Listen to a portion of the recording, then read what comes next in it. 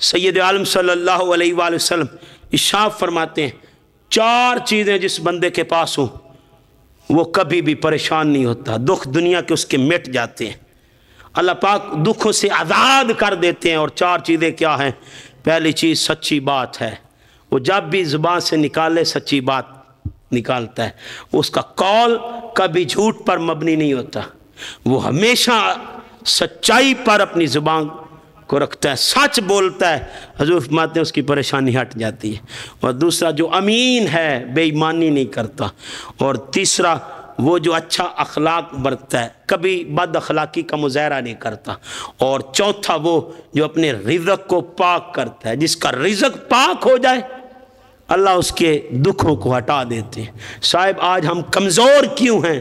ہمارے رگوں میں دوڑنے والا خون ناپاک رزق پر چل رہا ہے۔ صاحب میں نے شاید کسی جمعہ میں یا پچھلے جمعہ میں بھی یہ کہا تھا کہ آج بجلی چوری کرتے ہیں، اور ہم نے کبھی نہیں سوچا کہ یہ بھی گناہ ہے۔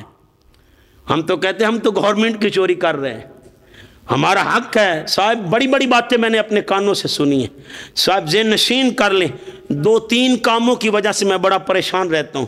آج امت مسلمہ اشارہ توڑتے خیال نہیں کرتی، بجلی چوری کرتے خیال نہیں کرتی۔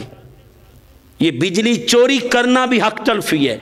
یہ ہمارے اگر آپ جائیں تو باہر جو ٹرانسفارم لگا ہوا ہے اس کے ساتھ انہوں نے میٹر لگا دیا ہے، وہ ججمنٹ کرتا ہے کہ کتنی چوری ہو رہی ہے، اور ساری چوری انہوں نے پورے گاؤں پر تقسیم کرنی ہے، جس جس کے حصے میں جو آئے۔